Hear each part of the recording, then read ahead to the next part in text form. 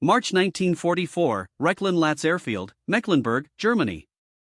The systematic analysis of captured enemy aircraft had become a crucial function of the Luftwaffe's technical intelligence branch. At Airprobungsstelle Rechlin, the Reich's primary aircraft testing and evaluation facility, teams of engineers and pilots worked to uncover every advantage the Allies held in the aerial war. What they discovered in the early spring of 1944 would fundamentally reshape their understanding of American industrial capacity and the future of the air campaign over Germany. The captured P-51 Mustang arrived at Rechlin on March 6, 1944. Transported by rail from a crash site near Brandenburg. The aircraft had been down 2 days earlier during the first American fighter escort mission to Berlin. The pilot had not survived the impact, but the airframe remained largely intact, providing German technical personnel with their most complete example yet of the plane that was rapidly shifting the balance of air power over the Reich. Mann V. A. Baumbach, serving in aircraft development and later to command Kamikaze, oversaw the initial inspection. The young American pilot's navigation charts, still in the cockpit, showed the route from an airfield at Debden in England to Berlin and back,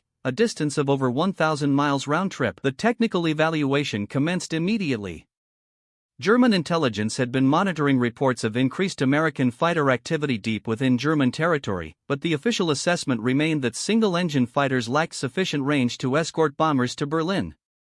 The distance from English bases to the German capital measured roughly 560 miles one way. Standard fighter aircraft, even with auxiliary fuel tanks, could not carry enough fuel for such a mission while retaining combat capability. This assumption had been based on earlier captured P-47 Thunderbolts and P-38 Lightnings, both of which had shown limited penetration into German airspace before fuel shortages forced them to turn back. The missions of March 4 and 6, 1944 shattered these beliefs. On March 4, P-51 Mustangs from the 4th Fighter Group, flying their first operation in the new aircraft after transitioning from P-47s just days earlier, had escorted a small bomber formation to Berlin. Weather and communication difficulties limited the mission's effectiveness, with only 32 bombers reaching the target. But the significance was undeniable. American single-engine fighters had reached Berlin, engaged in combat, and returned to England. 2 days later, on March 6, roughly 660 bombers struck Berlin in daylight, escorted by over 150 P-51 Mustangs alongside P-38 Lightning and P-47 Thunderbolt squadrons. The escort fighters engaged Luftwaffe interceptors above the German capital and accompanied the bombers home. This was not a fluke or one-time penetration. The Americans had solved the escort fighter challenge. General Major Adolf Galland, General de Jagdflieger, one of Germany's most successful fighter aces with over 100 victories, had flown combat missions during this period despite holding an administrative role. He encountered P-51 formations over Germany and immediately grasped the implications. His combat evaluations, submitted through official channels, noted that American fighters operated at full combat efficiency over Berlin, engaging aggressively with no apparent fuel conservation tactics.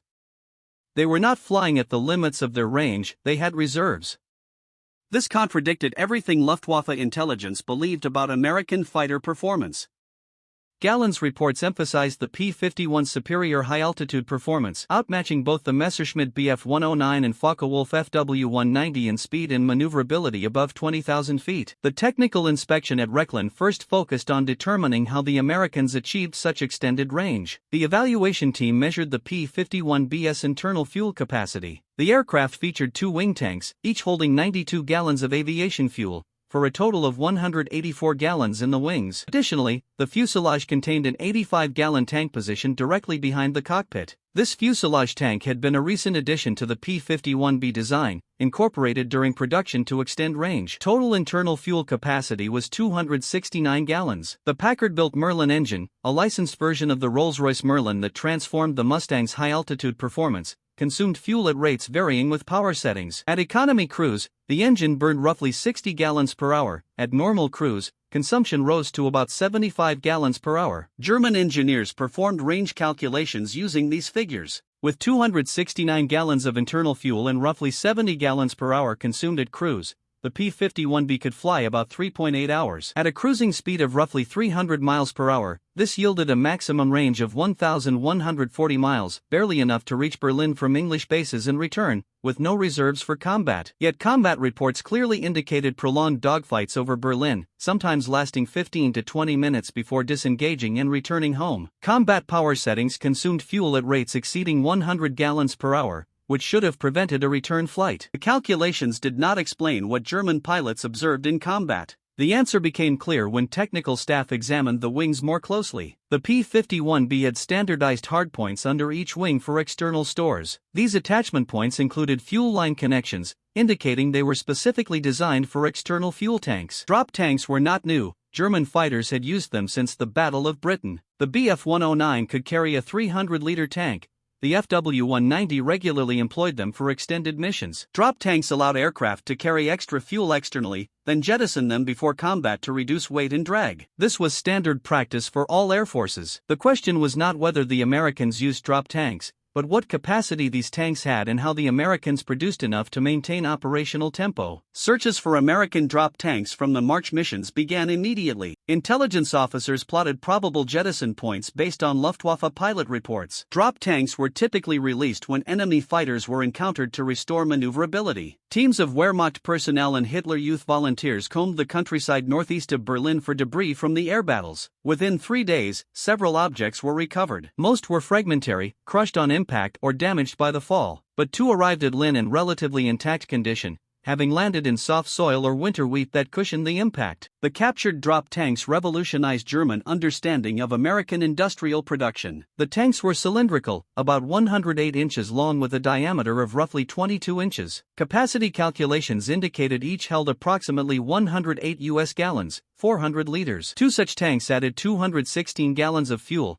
extending the P-51's total fuel capacity to 485 gallons. With this load, the Mustang could fly roughly 6.7 hours at cruise, yielding a range over 2,000 miles, more than enough for the Berlin mission with ample combat reserves. The fuel capacity mathematics now made sense. But what caught German engineers' immediate attention was not the volume of fuel, but the construction. The drop tanks were not metal. Running a hand along the surface revealed a texture unlike aluminum or steel. Scraping away a small section near the tail cone revealed multiple layers of thick paper, each roughly half a millimeter thick, laminated together with resin adhesive. The construction was sophisticated and purposeful. The nose cone and tail cone were formed from overlapping pieces of the paper material pressed into shape like papier-mâché. Each piece was visible as a slight ridge where it overlapped with adjacent pieces, creating a scalloped texture. The center section was seamless, wrapped around a cylindrical form in continuous layers. The fuel fittings were brass precisely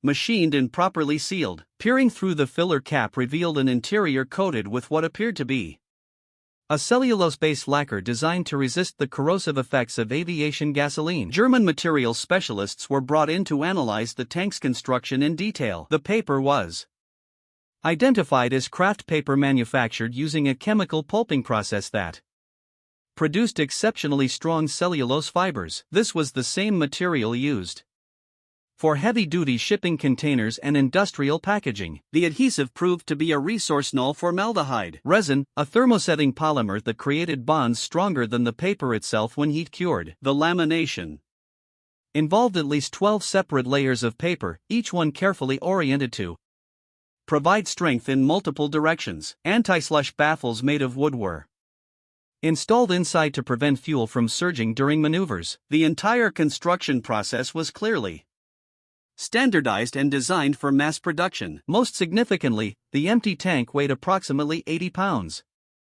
compared to 65 to 75 pounds for a comparable metal tank of smaller capacity. The paper construction was not significantly lighter than metal, but it offered other advantages. The implications were immediately clear to the technical staff at Lynn. The Americans were manufacturing fuel tanks from non-strategic materials. Paper and wood-based resins did not require the aluminum, steel, or other metals that were increasingly scarce in wartime economies. The manufacturing process required no specialized metalwork equipment, no skilled metal workers, no welding or forming of sheet metal. These tanks could be produced in any paper mill or packaging factory with relatively simple modifications to existing equipment. The United States had hundreds of such facilities. If even a small percentage of American paper production had been converted to drop tank manufacturing, output could reach thousands of units per week. The tanks appeared to have no serial numbers, no manufacturer markings, nothing to indicate limited production. They were commodity items, mass-produced and completely expendable. Intelligence officers began researching American paper industry capacity. The United States produced approximately 12 million tons of paper annually before the war, with production increasing during wartime mobilization. Converting even 1% of this capacity to drop tank production would yield over 100,000 tanks per month, far exceeding any plausible requirement for P-51 operations. The real constraint would not be materials, but rather the availability of manufacturing equipment and labor to assemble the tanks. But this was precisely the type of manufacturing that could be performed by semi-skilled workers after minimal training. The paper tanks represented industrial efficiency and resource optimization on a scale that German planners found difficult to comprehend. Further analysis revealed additional details about the paper tank's design and use. The tanks were strictly single-use items. The resorcal adhesive, while creating strong bonds when cured, was slowly dissolved by prolonged contact with aviation gasoline. Intelligence reports and interrogation of captured American aircrew indicated that paper tanks had to be filled immediately before flight and could not be stored filled for more than a few hours without developing leaks. This was not a limitation that affected operational use. Fighters were fueled as part of their pre-flight preparation. The tanks would be used for a few hours during the mission, then jettisoned. The single-use nature actually simplified logistics. There was no need to recover and reuse the tanks, no need for cleaning, inspection, or maintenance. They were expendable by design. The German evaluation also noted the color coding of the tanks. Paper drop tanks were painted silver, while metal tanks used by American forces were painted gray. This color distinction allowed ground crews to quickly identify tank types during fueling operations. The silver finish on paper tanks also helped reflect solar heat, reducing fuel evaporation and vapor pressure issues at altitude. Every aspect of the design reflected systematic engineering optimization for mass production and field use. By late March 1944, German intelligence had traced the origin of the paper drop tanks to British development. The Air Ministry in London had commissioned development of impregnated paper fuel tanks in 1943 to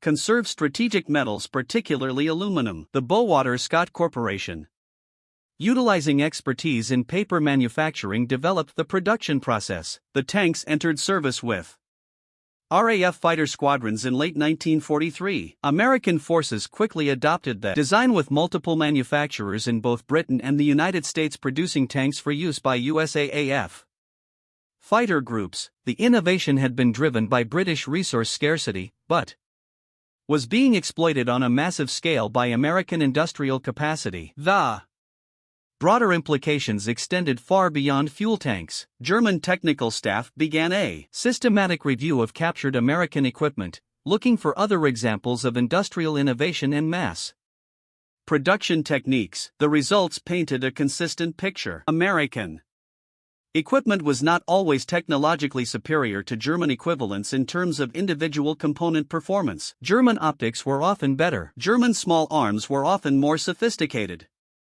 In design, German armor metallurgy was in some respects more advanced, but American equipment was consistently better manufactured, more standardized, more reliable, and available in vastly greater quantities. The American approach prioritized producibility over perfection. Components were designed from the outset for mass production by semi-skilled workers using standardized tooling. Parts were interchangeable between units without hand fitting.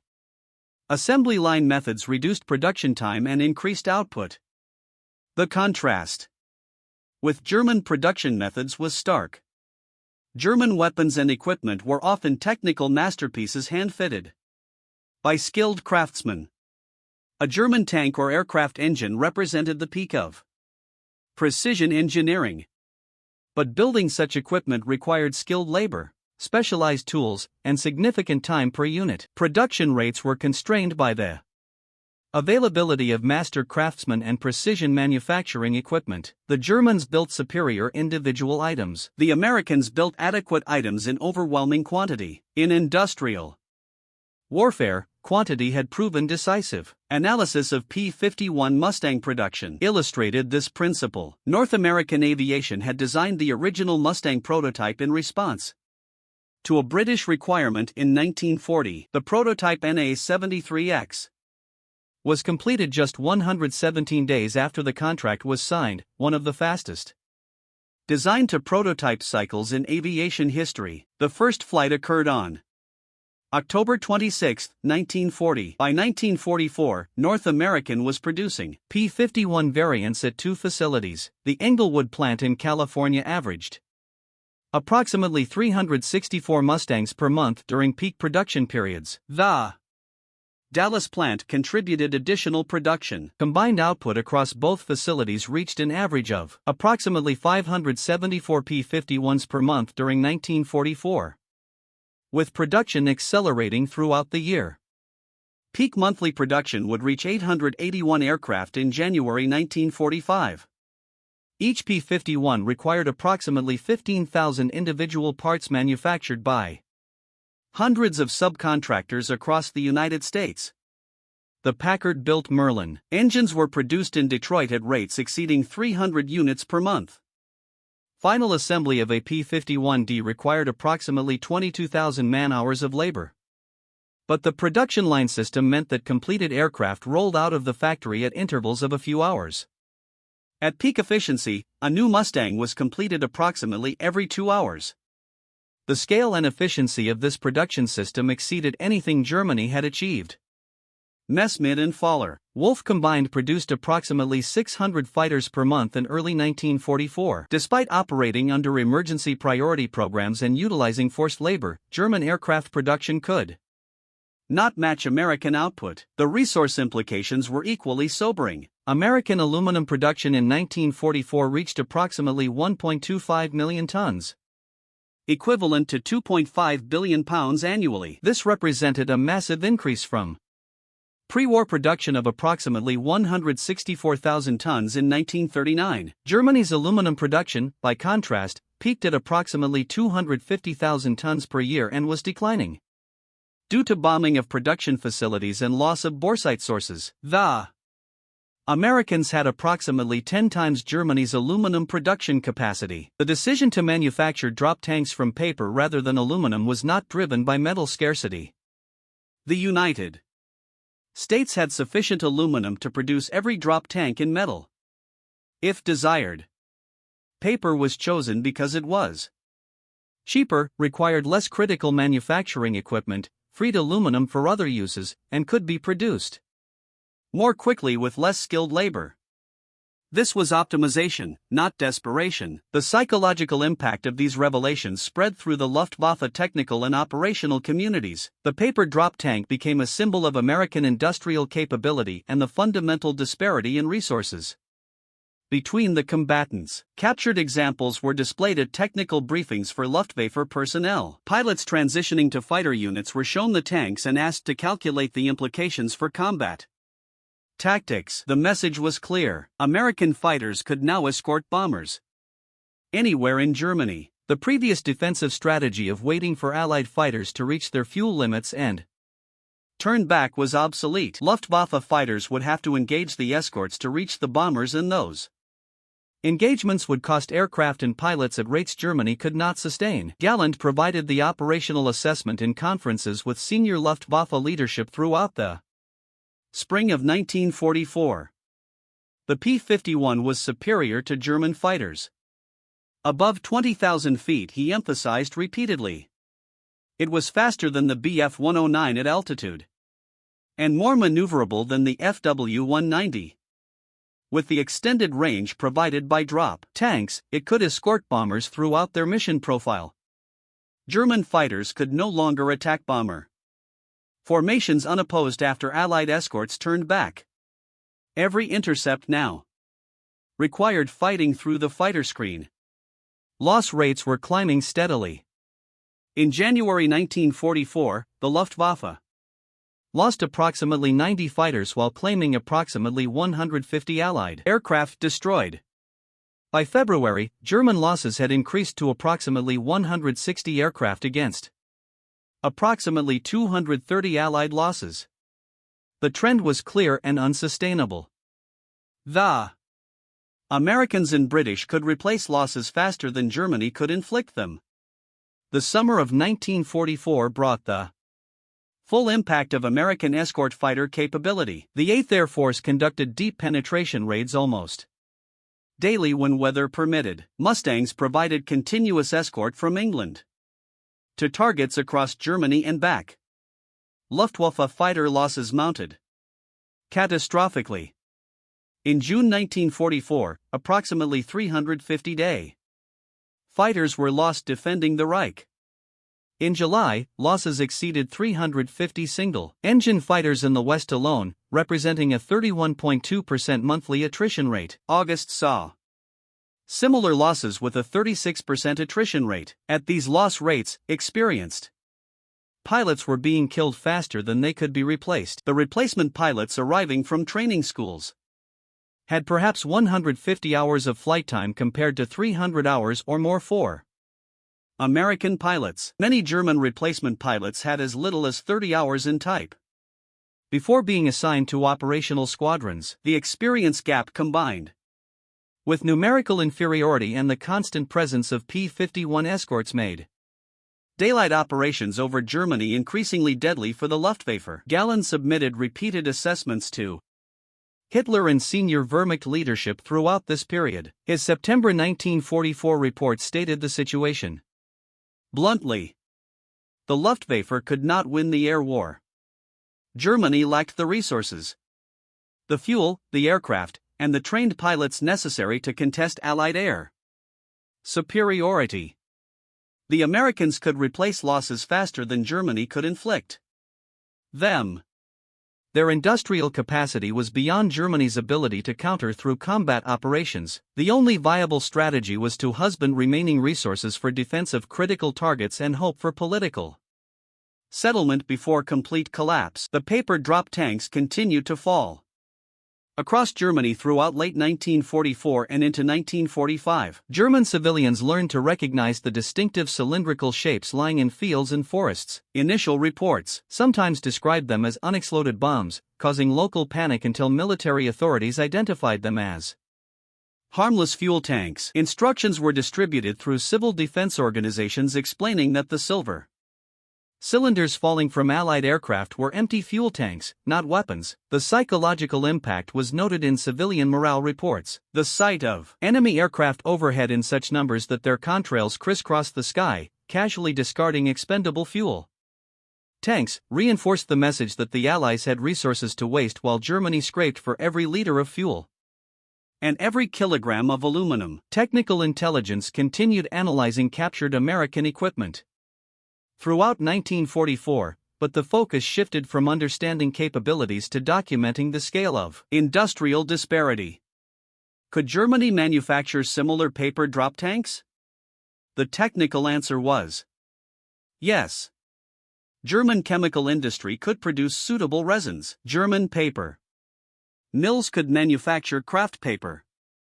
The manufacturing process was not particularly sophisticated, but the practical answer was no. Germany's chemical industry was already operating at maximum capacity, producing synthetic rubber, explosives, and other critical materials. Resin production for non-essential items could not be prioritized. The paper industry was fully committed to military requirements for maps, documents, and packaging. Most critically, there was no operational requirement for extended-range drop tanks. By late 1944, fuel shortages were grounding large portions of the Luftwaffe. Pilot training was reduced to minimal levels. Operational sorties were limited by fuel availability rather than aircraft availability. Building drop tanks to extend range was meaningless when there was barely enough fuel for local defensive operations. The irony was stark and bitter to German planners. The Americans had solved the fighter range problem with paper fuel tanks at exactly the time when German fighters were grounded by fuel shortages. Different problems, different industrial bases, different outcomes. The Americans had more of everything. More aircraft, more fuel, more pilots. More aluminum, more industrial capacity, and sufficient excess capacity to optimize solutions like paper drop tanks. Germany was fighting a war of scarcity against an enemy for whom scarcity was not a constraint. By January 1945, the war's outcome was beyond doubt. Soviet forces were approaching the Uta River, less than 50 mi from Berlin.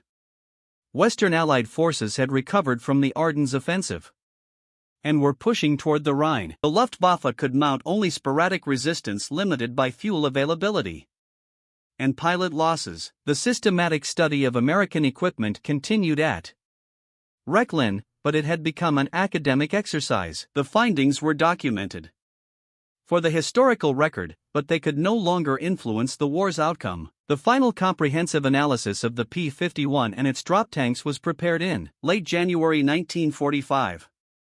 The report documented every technical aspect of the Mustang's range capability, the drop tank construction methods and materials, production estimates, and operational implications. The conclusion was unambiguous. The P-51 Mustang equipped with expendable paper drop tanks manufactured from non-strategic materials has rendered the German heartland indefensible against American daylight bombing. Germany lacks the industrial capacity to match American fighter production, the fuel to sustain combat operations at the required scale, and the trained pilots to replace losses at current attrition rates. The report was filed in the Reich Air Ministry archives in late January 1945. Whether senior leadership read it is unknown. By then, technical reports analyzing American capabilities were simply confirming what battlefield reality had already demonstrated. The Luftwaffe, which had dominated European skies in 1940, was reduced to occasional desperate sorties by early 1945, hoarding precious fuel for missions that could not change the strategic situation. American fighters roamed freely over Germany, attacking targets of opportunity, escorting bombers, establishing complete air supremacy. Each paper drop tank falling from American aircraft was a reminder of the industrial disparity that had decided the air war. The June 1944 exhibition at Rechlin had displayed captured Allied aircraft to Luftwaffe personnel, including multiple examples of the P-51 Mustang alongside B-17 and B-24 bombers, P-38 Lightnings, Lancaster bombers, Mosquito fighter bombers, Typhoon fighter bombers, and various Spitfire variants. Thousands of Luftwaffe pilots and ground personnel toured the exhibition, examining enemy equipment firsthand. The paper drop tanks were displayed prominently with technical diagrams explaining their construction and range implications. The exhibition served as both educational tool and sobering reality check. German personnel could see the quality of Allied equipment, the standardization of components, the evidence of massive production capacity. The overwhelming scale of Allied industrial mobilization was made tangible through the physical examples of equipment they faced in combat daily. Kaschwada 200, the Luftwaffe unit responsible for special operations, including flying captured Allied aircraft, operated several P-51s. Throughout 1944, these aircraft were used for evaluation flights, allowing Luftwaffe test pilots to experience firsthand the performance characteristics that made the Mustang such an effective fighter. The reports from KG-200 pilots consistently noted the P-51's excellent visibility from the cockpit, particularly in the later P-51D model with its bubble canopy. The aircraft was stable in flight, responsive to controls, and possessed excellent high-altitude performance. The Merlin engine provided smooth, reliable power throughout the operating envelope. Most significantly, the range and endurance were extraordinary for a single-engine fighter.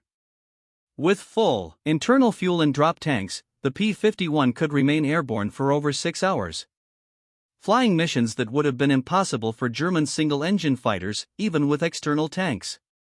The technical understanding gained at Rechlin contributed to German defensive tactics in the final year of the war.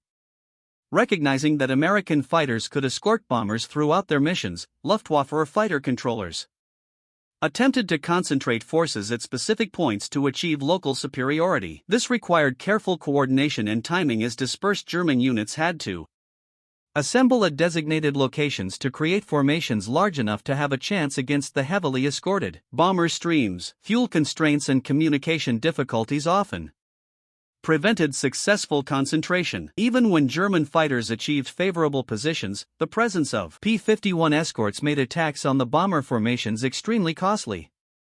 The tactical situation had fundamentally shifted. In 1943, unescorted or poorly escorted bomber formations had suffered catastrophic losses. By mid-1944, German fighters attempting to reach the bombers suffered the catastrophic losses.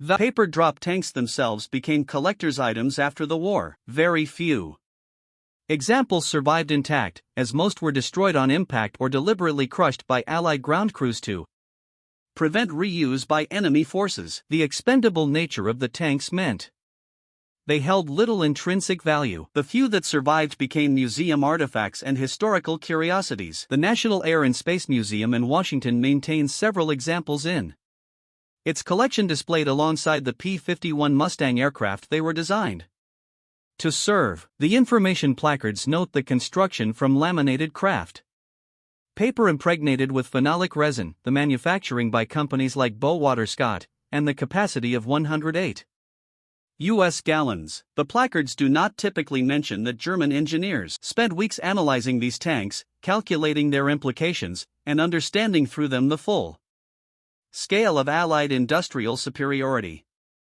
The story preserved in technical reports and post-war interviews reveals the psychological impact on German technical personnel. They were not analyzing a superior weapon.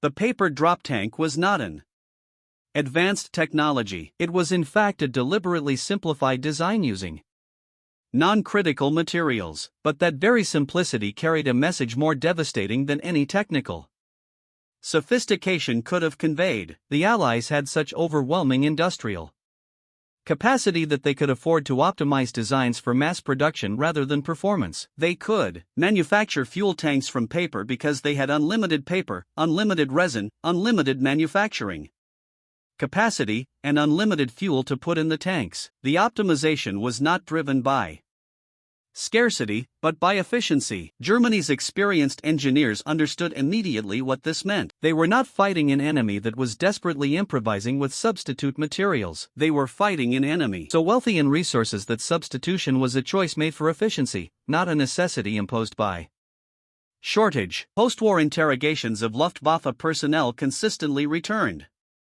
to this theme. When asked when they first understood that Germany would lose the war, many technical staff and senior officers cited the early spring of 1944 as the turning point. The arrival of long-range fighter escorts over Berlin marked a decisive shift in the strategic balance. Hermann Göring, interrogated after the war, acknowledged that long-range fighters had delivered a major strategic blow to German defensive planning and were among the most decisive factors in the ultimate outcome of the air war. While the specific quote about Mustangs over Berlin remains unverified in primary sources, Göring's post-war statements consistently acknowledged that Allied air superiority, made possible by long-range escort fighters, had been decisive in Germany's defeat. The technical lessons learned by German engineers who examined captured P-51s and their drop tanks contributed to post-war aviation development. Many of these engineers immigrated to the United States or worked with Allied technical intelligence services after the war. Their detailed understanding of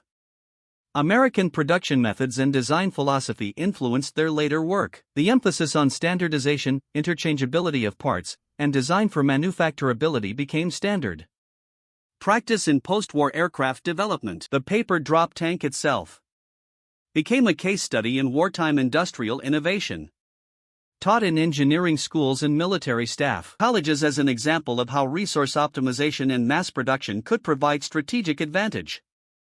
The P-51 Mustang continued in service with various air forces for decades.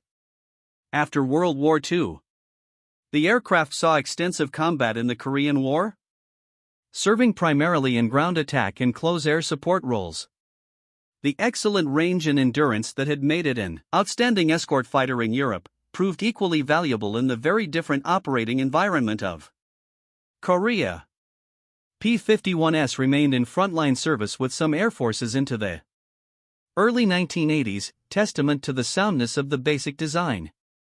More than 15,000 Mustangs were produced during and immediately after the war, making it one of the most numerous American fighters of the era. Today, over 100 P-51s remain airworthy, maintained by collectors and museums worldwide. The sight of a Mustang in flight, often still wearing the distinctive markings of wartime units, serves as a reminder of the aircraft's role in establishing Allied air supremacy over Europe.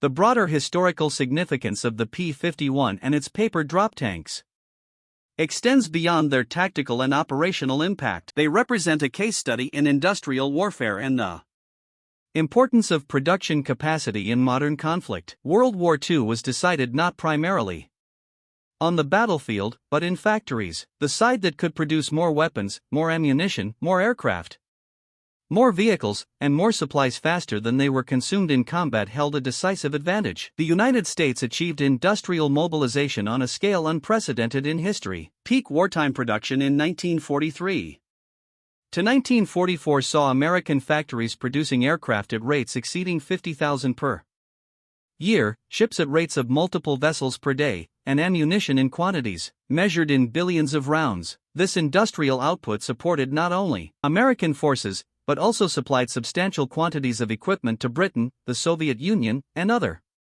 Allied nations through Lend-Lease. Germany, despite possessing significant industrial capacity and technical expertise, could not match Allied production. The reasons were multiple. Smaller industrial base, strategic bombing of production facilities, loss of access to raw materials as territory was lost, diversion of resources to competing priorities, and inefficiencies in organization and planning. But perhaps most fundamentally, Germany was fighting a coalition whose combined industrial capacity was several times larger than its own. The addition of American industrial might to the Allied cause in 1942 to 1943 made Axis defeat inevitable once that industrial capacity reached full mobilization. The paper drop tanks falling across Germany in 1944 to 1945 symbolized this industrial reality in a form so simple and so stark that its message could not be misunderstood. The examination of captured American equipment by German technical intelligence services had been systematic and professional throughout the war. Facilities like Rechlin maintained detailed records of performance testing, material analysis, and technical assessments. These documents, many of which survived the war in various archives, provide valuable historical insight into how each side viewed the other's capabilities. German assessments of American equipment were generally accurate in technical terms. They correctly identified strengths and weaknesses of American aircraft, vehicles, and weapons. Where German analysis failed was not in understanding individual items, but in comprehending the scale of American production and the implications of that scale for the war's outcome. A single P-51 Mustang was a very good fighter aircraft. 10,000 P-51 Mustangs represented air superiority that no tactical skill or technical innovation could overcome. The story of German engineers inspecting paper drop tanks at Rechlin in March 1944 ultimately illustrates the nature of industrial warfare. It shows that in conflicts between industrialized nations, production capacity can be as crucial as battlefield skill. The side that can manufacture more quickly and efficiently holds advantages that tactical and operational excellence cannot fully offset. This lesson, learned at great cost by Germany and Japan during World War II, shaped military planning throughout the Cold War and continues to influence strategic thinking today. The ability to maintain production of advanced weapons systems, to sustain supply chains under pressure, to train personnel faster than they are lost in combat, and to outproduce an opponent over long periods remains as vital now as it was in 1944. The March 1944 missions to Berlin, the first escorted entirely by single-engine fighters, marked a decisive turning point in the air war over Europe. From that moment on, no target in Germany was beyond the reach of American bombers with fighter escort. The systematic bombing campaign could continue with losses that, while still significant, were sustainable. German war production came under growing strain. Synthetic fuel facilities, ball bearing plants, aircraft factories, and transportation networks all became repeatedly targeted under fighter escort protection. The cumulative impact of this campaign, combined with Soviet advances from the east and Allied advances from the west and south, led to Germany's defeat 14 months after the first P-51s reached Berlin. The paper drop tanks remained in use throughout the final phase of the war. Production continued through 1945, with thousands manufactured each month. The tanks were used not only by P-51 Mustangs but also by P-47 Thunderbolts and P-38 Lightnings, extending the operational range of all American fighter types. British fighters also employed paper tanks extensively. Royal Air Force Mustang squadrons used them for long-range missions over occupied Europe and Germany. The efficiency of paper tank production freed aluminum and steel for other purposes while providing the range extension necessary for strategic operations. This resource optimization, matching production methods to requirements and prioritizing efficiency over tradition, exemplified the industrial approach that characterized Allied operations throughout the war. Modern historians studying the air war over Europe recognize multiple factors contributing to Allied victory: numerical superiority in aircraft and pilots, technological advantages in radar and communications, strategic bombing of German industry and infrastructure, and the cumulative effect of sustained operations that depleted German resources faster than they could be replaced. The P-51 Mustang and its paper drop tanks were critical components of this multifaceted campaign, but not the only decisive factors. The air war was won through the combined effort of multiple fighter types, bomber forces, industrial production, pilot training, intelligence collection, tactical innovation, and sustained resource commitment. The paper drop tank represents one element of this broader effort, notable because it clearly symbolizes the industrial advantages underpinning Allied success. The technical files maintained at Rechlin documented American capabilities with professional precision. German engineers recorded specifications, performance data, construction methods, and production estimates with the thoroughness characteristic of German technical work. These records, preserved in archives including the Bundesarchiv, provide historians with detailed contemporary assessments of Allied equipment through German eyes. With the benefit of hindsight and access to American records, it is evident that German technical analysis was largely accurate. They correctly understood American capabilities. What they could not alter was the strategic reality those capabilities represented. Knowing an enemy possesses overwhelming advantages does not provide the means to counter those advantages when they stem from fundamental disparities in industrial capacity and resources. The legacy of the paper drop tank extends beyond its wartime use.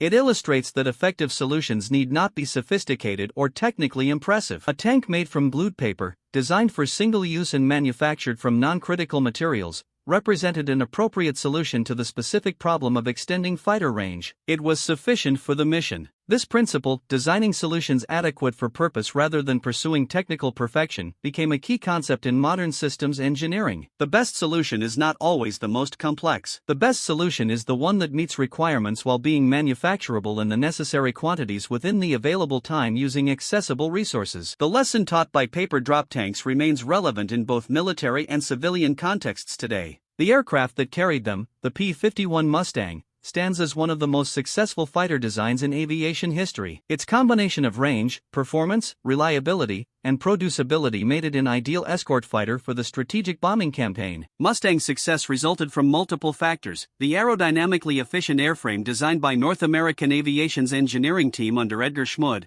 the powerful and dependable Merlin engine, the fuselage fuel tank addition extending range, and the availability of drop tanks that increased operational radius beyond 800 miles. No single element created the Mustang's effectiveness. It was the integration of all these components, supported by industrial capacity to produce them in quantity, that made the P-51 the decisive escort fighter of the European air war. Even 80 years after the March 1944 missions, the lessons remain instructive. The examination of captured equipment at Rechlin revealed not only technical details but strategic realities. The paper drop tanks demonstrated that the United States possessed industrial capacity beyond Germany's ability to match, that American engineering prioritized practical solutions over perfectionism, and that the Allies had sufficient resources to optimize efficiency rather than resort to desperate substitutes. These insights, emerging in March 1944 when the war's outcome was still uncertain but increasingly apparent, gave German technical staff a clear understanding of the challenges they faced. That understanding could not change the outcome. Germany's defeat was determined by factors beyond the control of engineers at testing facilities. Yet the story of engineers analyzing paper cylinders, calculating fuel capacity, and recognizing implications for the air war provides insight into how industrial capacity shapes modern conflict outcomes. The war ended in May 1945. The systematic bombing campaign, enabled by long-range fighter escorts including the P-51 Mustang, contributed significantly to Germany's defeat. Industrial production was disrupted, transportation networks devastated, fuel supplies depleted, and the Luftwaffe reduced to a token force. These results arose from multiple factors over several years, but the ability to escort bombers throughout their missions over Germany, made possible by fighters carrying drop tanks, including paper tanks, was among the decisive elements. The paper drop tanks that survived became historical artifacts. Some ended up in museums, most were destroyed or discarded. Their significance lies not in the objects themselves, but in what they represented: industrial capacity applied with strategic purpose, appropriate technology solving specific problems, and the decisive advantage of overwhelming production capability in modern warfare. This story, preserved in technical reports from Rechlin and other archives, continues to inform understanding of World War II and the role of industrial capacity in determining conflict outcomes.